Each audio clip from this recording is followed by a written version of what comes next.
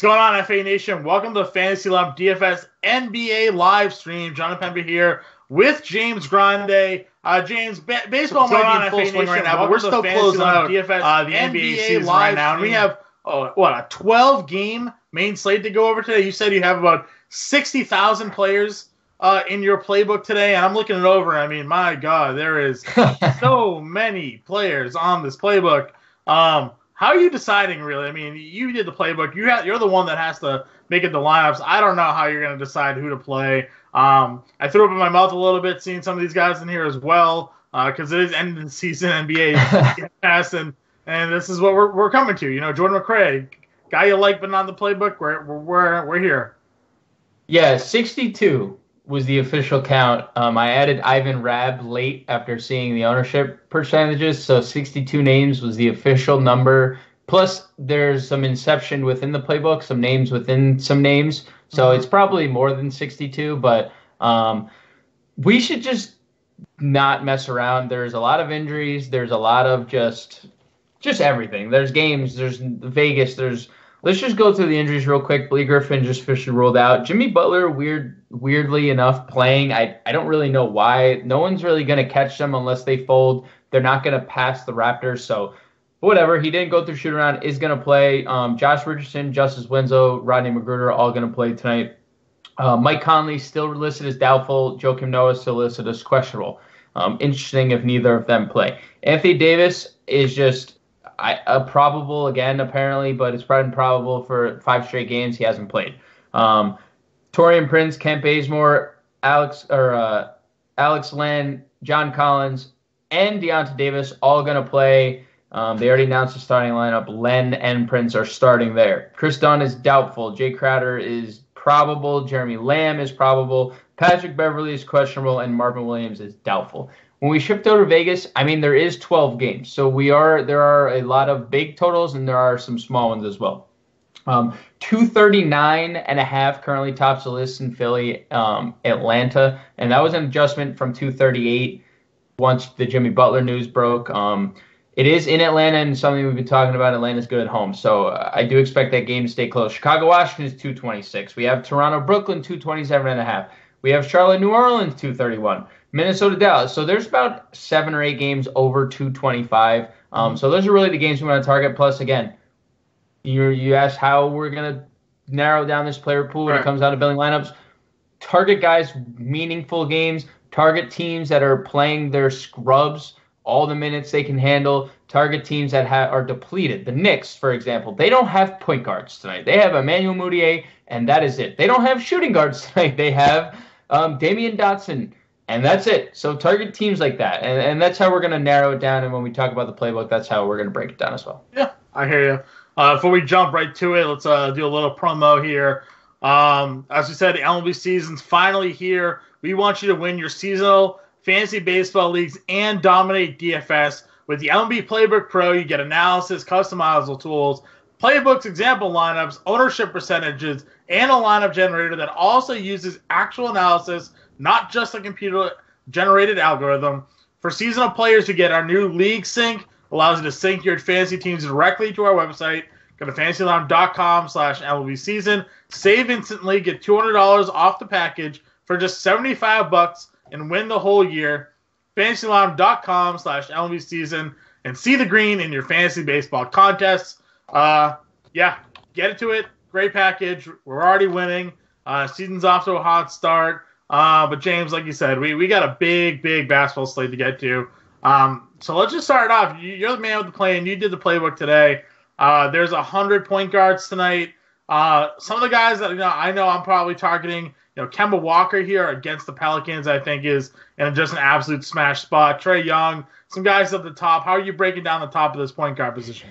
So I can't get Kemba right, but I mean, the spot is there. And plus, we're talking about teams that are still in playoff contention. They are still technically only 2.5 games back of the 8th spot. So Charlotte is still going to play for something. Kemba has been way better, like more often than not than lately. So coming off like a 60 fantasy point game. So I like Kemba here, all formats. I like Damian Lillard at the top, especially Portland really needs to hold on to that 4 seed if they're going to have any shot in the postseason. So I think they have a lot to play for. Really, the whole Western Conference playoff scene does have something to play for, considering they're all so close. So I like Lillard all formats. I think Trae Young is more of a tournament play. His scoring has been down the last 2 games. Those are like the 3 top spend-ups that I'm interested in. Then there's a lot of mid-tier guys. I'm kind of crossing Goran Dragic off my player pool right now. I mean, I don't think you need to completely just axe him with the news that all these guys are going to play for the Heat, but I don't suspect he's going to play 28 minutes, be a triple-double, or 38 minutes, and be a triple-double threat and double-double threat as we've seen, just considering Winslow handles the ball a lot, and we've seen Josh Richardson is, one of their leading scorers. So I don't think Dragic is as much on my radar as he once was. I think Reggie Jackson is going to be a really popular play tonight. Again, no Blake Griffin, and we've seen in back-to-back games, he's gone over 30 minutes, he's gone over 30 fantasy points back-to-back games. One of these games against Indiana, and I know we generally don't attack Indiana at the point guard position, but it's just out of necessity, man. They need to win games to get into the playoffs. They don't have Blake Griffin, who is their leading scorer, their leading usage player. So a lot of that usage goes to Jackson. I really like him. I mentioned Emmanuel Mudiay, 35 minutes. Or there's no Knicks point guard. He's going to play 35 minutes, presumably, and he's fine. It's more of a tournament play because he's very volatile. We've seen very good Emmanuel Mudiay. We've seen very bad Emmanuel Mudiay. Tyus Jones, you could play him if you want. He's fine. He had a really good ceiling game. I think the 40 fantasy points we saw his last time out is the ceiling. And he had a double-double, so we're really relying on that to get the ceiling. Trey Burke is slowly coming into the rotation. I don't know if it's Trey Burke season. It's the end of the year. It is definitely Trey Burke season. I guess my one concern would be Doncic playing, but Jalen Brunson's seeing a decrease in minutes, and Burke has seen an uptick in minutes. So, I think there is a correlation. Shaq Harrison, again, has been really rock solid the last 2 weeks. And I know Chris Dunn is still doubtful, but if Chris Dunn doesn't play, so they already announced the starting lineup, and Dunn's not in it. So I presumably think he's not going to play. It hasn't been official. I think Ben Simmons is fine. I'm not all in on Ben Simmons. I know there's no Embiid, but I don't think any of these Sixers need to play. Yes, Boston is only 3.5 or 4 games behind them, along with Indiana because they're tied. But there's only 5 games left, so things have to go really wrong for Philly and really right for Indiana or Boston to get surpassed in that 3 seed. I essentially think they need to win 1 game for that to be clinched. So I don't necessarily think Philly's going to push their guys. We kind of saw it last game. Simmons let everyone down. Bryn Forbes is okay. Ricky Rubio, Jamal Murray tournament plays, but that's. Again, I know that's it for point guard. I named 13, but again, it needs to. It's this time of the year, man. It's just there's guys like Trey Burke 4 weeks ago, were not even considered in our player pool. Guys like Goran Dragic or guys like let's say Reggie Jackson against Indiana, I wouldn't have considered him 3 weeks ago because it's a 205 total. Just because Blake Griffin out doesn't mean they're going to play Reggie Jackson 30 minutes, but they need the scoring tonight. So, things just change at this time of year. Everything is just different. Everything that we may have known earlier in the year is just out the window. So that does it for me at point guard. I have no more interest. I don't know. Yeah, sure? No more? All right. I actually don't mind Goran Dragic. I know you mentioned you probably cross him off whenever you're coming back, but I feel like he's the engine that really, truly, moves that team. They're at their best when Dragic's at point, playing the minutes. I understand that Winslow played well in his absence, but, if they're going to get into the playoffs, if they're going to be successful in the playoffs, they're going to need that team led by Dragic, in my opinion. So I don't hate him, especially in this matchup here. But like you said, there's just so many other options. It seems unlikely that anybody's going to be on him tonight. So, maybe there's some, super contrarian stacky play, but there's just so many games. Shooting guard. Obviously the top of your playbook, you went right to Lemon Jr. here. Finally got that big bump in price because he's been priced for 2 straight slates. Was looking like a total bust the other night for 3 quarters. Then got blowout run, got us 22, 23 fantasy points, something like that, and paid it off. Are you worried at all with the fact that he did nothing in the pretty much for most of that game? Before coming on strong? I know you said he's already starting again. Do you think that, against Washington, no defense, is being played here, and you're just fine because of the price. Yeah, I mean, I think it's more of the latter. I think the price tag, the minutes, he still played 31 minutes in that game, so like it didn't matter. I mean, he stunk, but the 31 minutes were encouraging. He shot the ball poorly, and again, like you said, it's Washington. I'm not worried about them defensively whatsoever. I mean, Satoransky hasn't played defense. Beal hasn't played defense. They run out Jabari Parker at times. Like, this is a terrible defensive team that I think we could exploit, even how bad. Like, the Bulls team that they're putting out there is literally full of second and third unit guys. Right. But I still think that they can be successful against Wizards because that's how bad Washington is defensively. All right, if we're going to the top of the shooting guard, obviously you have Bradley Beal right there. You have James Harden, D'Angelo Russell, DeMar DeRozan. Where are we going at the top? I see in subscriber chat you mentioned that James Harden's pretty much your favorite play of the slate tonight. Gets the Clippers. Is that where we're going? Is he building all your lineups around him tonight? So these are James Harden's numbers on second legs of back-to-backs, okay? 41.9 points, 9 assists, 6.8 rebounds, and that's across a 10-game sample size. That is a real sample size. 42 actual points, 9 assists, basically 7 rebounds a game. I mean, I don't know. Like, he scored 36 actual points last night and played 28 minutes. Yeah. He's 3 straight games over 60. There's everything just I don't know if he needed to solidify his MVP case any more than he already had, but he's doing it. Plus, Denver has lost a couple games in a row. They can catch Denver. I know I thought originally said that they would catch Golden State, but Golden State's now won a couple and obviously making it tough on Houston, but they're only a game and a half behind Denver for the 2 seed. I think they want that 2 seed. I mean, they would play a home series up until Golden State. Only 26 minutes last night, so Harden is semi-rested. I think he's my top play tonight.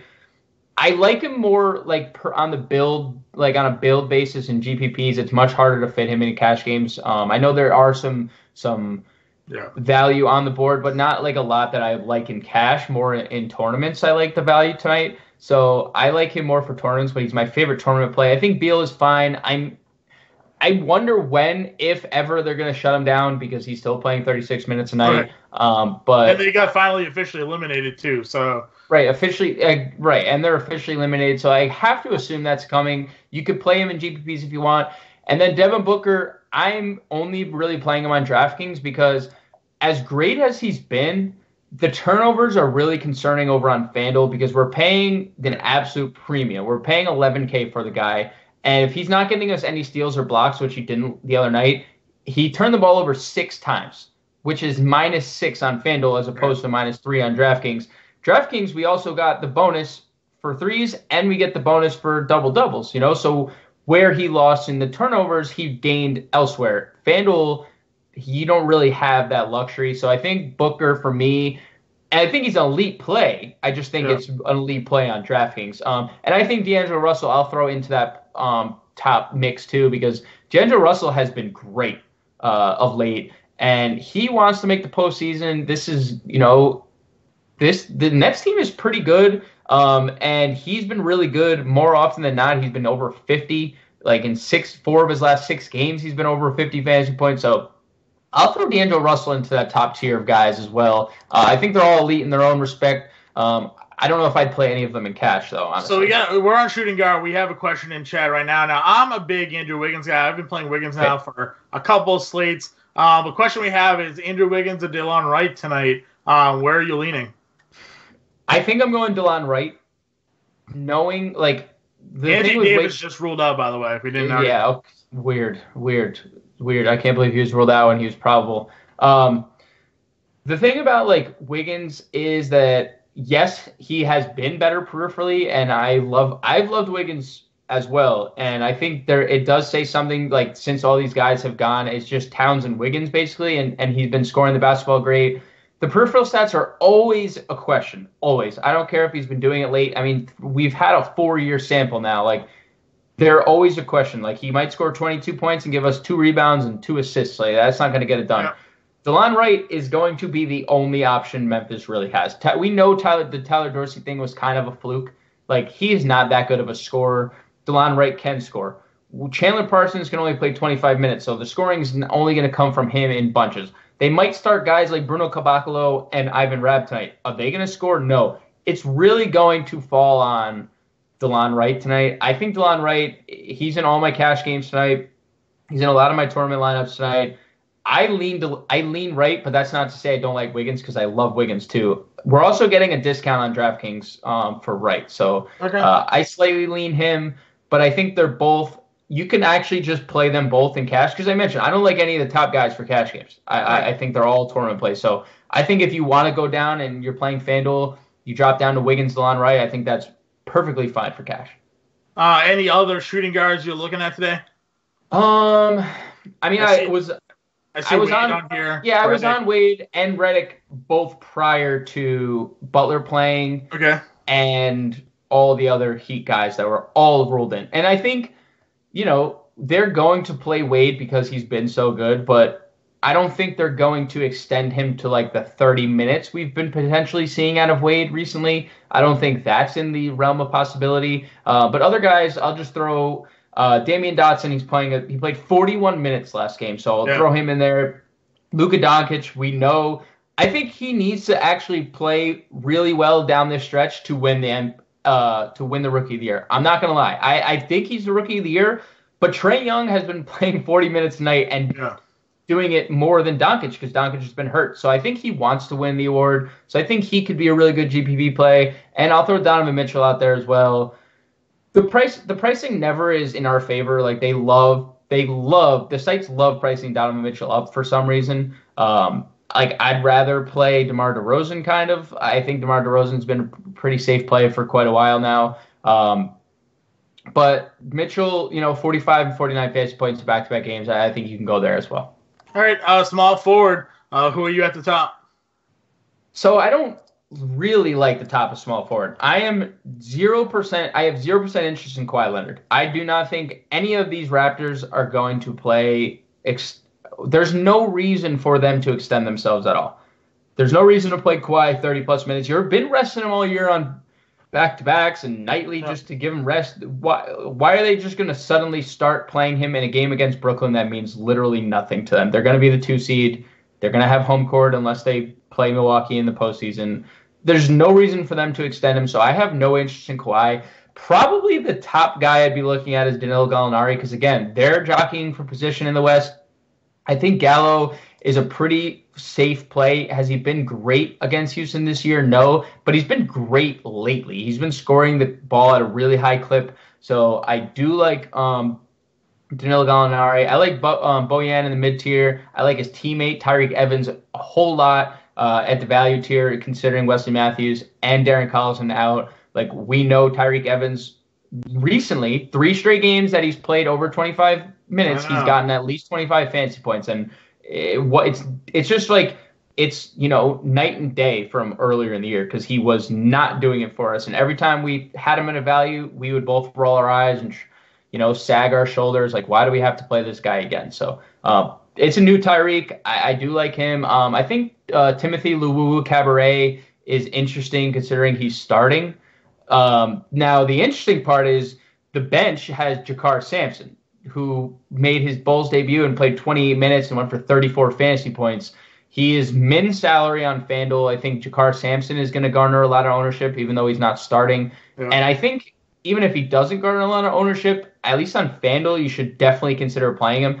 I'm not touching him on DraftKings. They wasted no time. He's $4,800 on DraftKings compared to min salary on FanDuel. I think FanDuel has just moved on to baseball personally because they're not raising their salaries at all. Troy Brown Jr., another guy, played over 40 minutes and had a great game last time out. Still just 40, but he's still just 4,300 with now no Jeff Green and no Trevor Ariza. So I think Troy Brown is going to be really popular on FanDuel. And then Jabari Parker, I think he's one of my favorite tournament plays of the slate because he has destroyed the Bulls. I don't know what. I really do think he was the one who spoke out against Jim Boylan earlier in the year, and that led to his benching. And I think there's a vendetta. I think there's vengeance in his eyes when he plays the Bulls. I mean, he's averaged 43 fantasy points against them in 2 meetings since going to Washington. So I don't think it's a coincidence. I really like Jabari Parker for tournaments. I I don't think we should chase Evan Turner's triple-double in 24 minutes because that actually happened in a basketball game. But a long time ago when he was with the 76ers, he was sort of like a box score stuffer, so those were the days. He hasn't played 20, that was just a random game where he was playing so well that they kept him on the floor. He doesn't really play 20 minutes anymore, so I figured I'd throw him out there. Yeah. What's funny to me is they paid him all that money when he left Boston and they never used him. They never used him like the Celtics were using him, which happens to a lot of players that leave Boston. They go somewhere else, and the teams that acquire them forget that they were good doing one specific thing. For Turner, it was playing 25 to 30 minutes as a point forward, and not standing on the wing and not running the offense. So good to see him have a big night there. But yeah, it's hard to chase it, especially since the fact that he went 5 for 5 from the floor. He's not an efficient shooter. So I agree with you. Any other guys you're looking here to mount forward?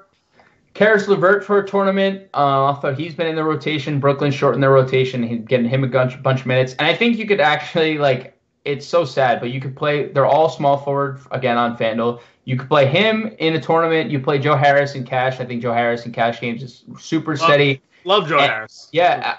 Listen, Shooting Joe has been a player of ours that we've all year. Very fondly all year long. No one was happier to see him win the 3-point contest on us. Dude, I think we were all capital letters messaging each other when Joe Harris took down the best shooter of all time. The best shooter, literally two of the best shooters Steph of all time. In his hometown. And DeMarre Carroll has also been playing 30 minutes. They're playing a smaller lineup. I think they figured it out. Hey, DeMarre Carroll can work as a power forward in modern NBA. So, let's do that. Ronnie Hollis-Jefferson did not play last game. Jared Dudley plays 10 minutes. So, I think you can play all of them. And I'll throw Gordon Hayward out there because we know – okay, I agree.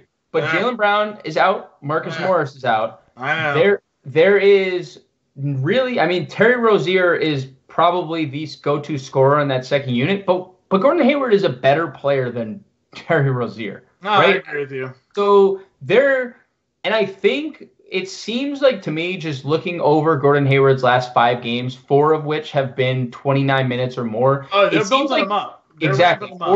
Exactly. And as teams are, lowering people's minutes, they need Gordon Hayward to be the Gordon Hayward of old. I think he's probably playing 35 minutes, I think. Well, they need him to be Gordon Hayward in order to win the East. Would you say that? To win the East, they need Gordon Hayward and Kyrie Irving to be the best versions of themselves. We're talking Utah Gordon Hayward when he was an All-Star. Right. All right. And it's crazy to think, but they do. I don't know. I know. No, I'm not arguing with you. I agree with you 100%. Let's jump to power forward and actually someone that I am scrolling through that I don't think I see actually in your playbook of despite all these guys is I was actually big on Jason Tatum today. With no Marcus Morris, with no Jaylen Brown. He had a huge game against Miami the other night. I think a lot of offense is going to go his way. They're another guy that they need to step up. I think they're going to try to feed him some shots.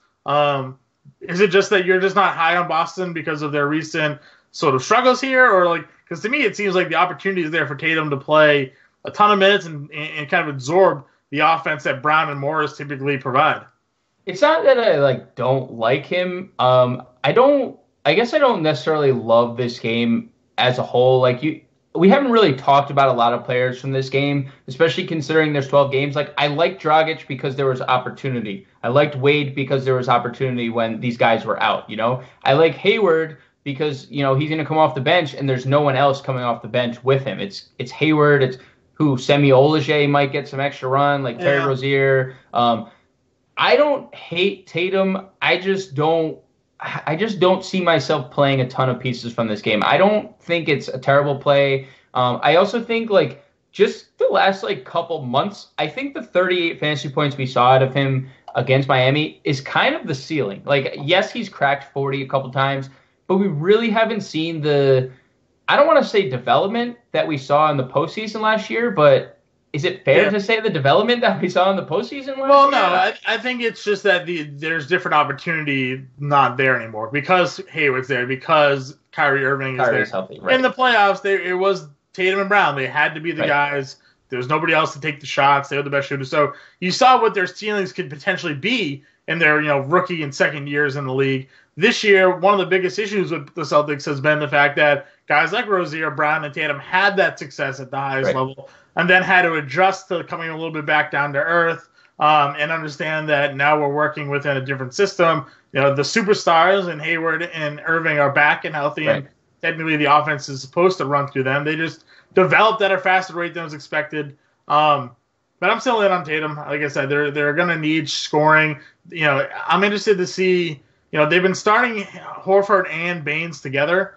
It's official again tonight, too. It's official again tonight. So that second unit's going to be very interesting with no Morris or Brown. Like, you mentioned Ojale, but I really think it could be a lot of Tatum kind of early subbing out or just seeing a lot more minutes in that second unit because they can't play Baynes and Horford 50 minutes. So, it's going to be Tice. It's going to be Tatum and Rozier and that grouping. So, but there are a bunch of other power forwards here. So, at the top, where are your top plays?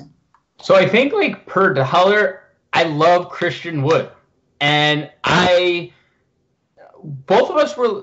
I remember the exact message you sent me after that first game where he went for 55. You're like, who is Christian Wood? Well, Christian Wood has now done this in 3 straight games, all in which Anthony Davis has been ruled out. He hasn't been starting in any of them, but he's still playing 30 minutes and putting up 35-plus fantasy points. I think Christian Wood is a lock tonight, considering we have a very large total. And, John, they play the Charlotte Hornets. Where do we like to attack Charlotte the most? We love attacking Charlotte in their front court.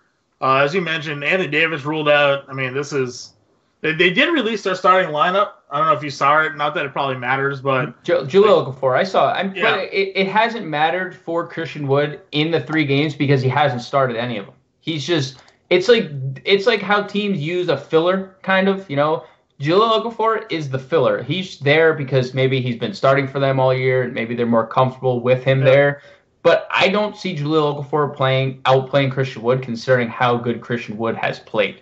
Plus, I think they know what they have in Jahlil Okafor. Christian Wood is really good defensively, and we saw it that first night where he had 1 million blocks, and he's actually had a couple blocks since then too. So we know Jahlil Okafor is playing no defense, so they can easily just turn. And the thing is, Willie Hernangomez is a good offensive player. So I don't think they're going to want Okafor to be guarding Hernangomez for too much of this game. I love Christian Wood on a per-dollar basis across the industry. I like Jonah Bolden, he's starting. We saw the best of Jonah Bolden. We saw the worst of Jonah Bolden. I think because the last game in the back of everyone's mind was the worst, I think a lot of people are not going to play him. I think that's a mistake because he is a fantasy point per minute kind of guy. Foul trouble can hurt him sometimes, but I do think he's interesting. I am not touching Rashawn Holmes on FanDuel because they are psychopaths. They have priced him up to where people who are scoring 35 to 40 fantasy points should be. Now 5,200 on DK because they are basically required to play him. Now foul trouble got in his way. He played only 24 minutes, but he got a double-double in those 24 minutes. I think Rashawn Holmes on DraftKings, you can really play him in any format. So I like him there. Aldridge would probably be the guy I'd spend up on. I want to throw Thon Maker into the player pool because I think there's no. I was all over Thon the other day. I didn't obviously expect him to go for like 10x, but it panned out that way. So, I mean, you and I kind of have always had little conversations about Thon, how we just felt like he wasn't utilized enough. They used a lottery pick on him, and not that Detroit was really the best situation, but with no Blake, he showed that stretch 4 ability that he brings to the table. So, yeah, and I mean, he's played a lot of minutes the last 2 games too. So I think there's definitely a path for him, even though it's really a tough defensive assignment. Just given the opportunity, I think Thon could be a play. I'm very interested about the Ivan Rabb thing because we have him highest projected own player even after the update. And I think that's contingent on Joakim Noah sitting. I mean, we have no Valanciunas, so I get it. Yeah. I get the Ivan Rabb thing. I guess I'm not totally sold on it because he's not. It's just who else would they down. Play? Right. Right. It does come down to they have literally nobody else. DeAndre Davis isn't walking through that door. He's in Atlanta. So. Yeah, he's in Atlanta. I had interest in him, by the way, and I don't anymore because everyone in Atlanta is healthy. But I do think Ivan Rabb is someone we can consider. Do I love it? No. I think Paul Millsap, second night of a back-to-back. I've mentioned this before when we've been talking about it with Millsap at home versus road splits. 34 fantasy points his average at home, only 25 on the road. And we get this game in Denver. They got blown out last night. He didn't play a lot of minutes. So I think Millsap could be in a nice bounce-back spot. And then Josh Jackson is like technically the Robin. He's like a bootleg Robin to Booker's Batman because he's very volatile. But he's a really good price tag across the industry, and we saw the type of upside he could possess. I don't actually mind using Jackson in any format, considering the front court depth. And he's playing against a Jay Crowder type player, and maybe we get like Royce O'Neal playing power forward. That bodes well for Jackson, like not having to come off the floor because Derek Favors is on the floor. Derek Favors out. So there's never like really a deficiency, I guess, because he can guard and keep up with Crowder and guys like that. So I think Jackson plays a lot of minutes tonight, and I have some interest in him at power forward for sure. Yeah, fair enough. Moving on over to center here. We had a question in chat, and I'll just go right to it. Enes Kanter, Thomas Bryant. Kind of like a little conundrum for me. I went with Bryant just for the matchup against Chicago, but we're getting the Kanter that we wanted. We're getting the minutes on Kanter. He gets that easy matchup against Memphis. I guess you could save the money on Kanter. I guess I was more worried, I think, about a blowout here with Portland over Memphis than I was with Washington, Chicago, maybe in a higher scoring, more competitive game, which is my reasoning for Bryant. But how are you breaking down those two guys? Do you have a favorite over one or the other? Yeah, I would actually probably lean with you, John. I'd probably go Bryant slightly over Kanter. There's always the concern with Enes Kanter because he's so volatile on the defensive end. And he's so deficient that they could bring in Zach Collins. They each played 26 minutes, and Kanter was great. He's been great for 2 straight games. But if he's not that good and he's giving up buckets, we could see Zach Collins take the minutes away from him, and it's just. I think that's just kind of is what it is. Yeah. And I think there's nobody behind Bryant. They already came out and announced he's going to play all the minutes, which he's done. He's now had 3 straight double-doubles. He's now playing 1 million minutes every single night. And we've attacked the Bulls front court all year long. Robin Lopez is who knows how many minutes he's going to play going forward. Cristiano Felicio is not going to suddenly be like, oh, shit, now we can't play centers against the Bulls because Cristiano Felicio is in the middle. Like, he's very immobile. I don't know if you ever watched Cristiano Felicio play, but, like... I know they gave him money. Yeah, they gave him money. He, can't move. So, he should have no problem. I lean Bryant slightly over Kanter, but it's not to say Kanter's not a really good play because I would honestly play both of them in cash. I'd play both of them in the tournament. I think they're both fine considering the slate, considering... kind of where we are in terms of the NBA season. Again, Portland they need to win games to stay fourth. They cannot have home court without McCollum and without Nurkic. I don't think they're going to survive. So I do think Kanter is needed for offensive purposes. But Thomas Bryant's just been the kind of do-it-all guy for Washington, and they're clearly cool with playing him 35 minutes. So I'd lean Bryant solely over Kanter, but they're both great plays. We have a question in chat, and it's a little bit of a tough one, I think, just given the lack of depth. But we are at, we just went over power forward, but Charlie Bob was looking for a power forward on FanDuel under $4,100. It's slim pickings down there. I was actually eyeing, Diallo. What do you think about him potentially with no Anthony Davis? There's also Daniel Tice, who I think with no Marcus Morris could potentially see some extra run there. He only played 6 minutes the other night, but again, $4,100. We're really in slim pickings. I see Dirk in your playbook. Where are we going here with this cheapy power forward on FanDuel tonight? I put Dirk in the playbook, and I think there is some merit to it. If you've looked, it just had trends that Dallas is starting to throw at Dirk. He's playing minutes. And 2 of the last 3 games, he's played 26 and 27 minutes. And I don't think it's a coincidence. He only has 3 home games left of his entire career. You know, this is one of the best scorers of all time. He led them to a championship. This is like, honestly, the Mavs version of Derek Jeter. You know, like he stayed there his whole career. He's played there his whole career. He won them a championship. And they're kind of sending him off to the sunset with, you know, not just like step on the floor, play a couple minutes, come up. Like it's 20-something minutes. If you want to play Dirk as your drop on FanDuel, I don't think it's the worst. We have him at 9% ownership tonight too. So like it's not like he's going unowned. So, you know. He scored 22 actual points a couple games ago against Golden State. Yep. Now, I think he's coming out to score 22 tonight? No. But I think sometimes adrenaline and emotion can really play into how you're doing. And considering he only has literally 3 home games left, 5 games in his career, I do think Dirk could be, you know, an option. Other than that, I do not want to play anyone down here. I was thinking... No, I don't even want to talk about it because I don't think there's anybody. I think it's Dirk, or you adjust your lineup elsewhere to get some. Like James Johnson was in the player pool. Now with everyone back, like if you want to throw him in there, fine, because there's no Derrick Jones. But now that everyone's healthy, like I just don't see a path to James Johnson. Sorry, not James Jones. I don't see James Johnson being like relevant in a winning tournament lineup. But we have seen Zach Randolph win a tournament this year, so anything's possible, I guess. It's true. Hasn't played a minute. Won a guy $100,000. All right, finish up center. Let's wrap this up. So I think your boy Aron Baynes is actually a pretty good value play tonight, considering he's starting, considering there is some, you know, front court depth concerns, and you know, he's been volatile, but he's been good in stints. I mean, it's seemingly every other game he has double-digit rebounds. And then the games where he doesn't, he has 1. So depending on the version Aron Baynes can get, maybe it's the drop. Maybe he's a drop on FanDuel. Maybe he's solid play. I think Willie Hernangomez is another really strong, you know, GPP dart. Only DraftKings, $4,100.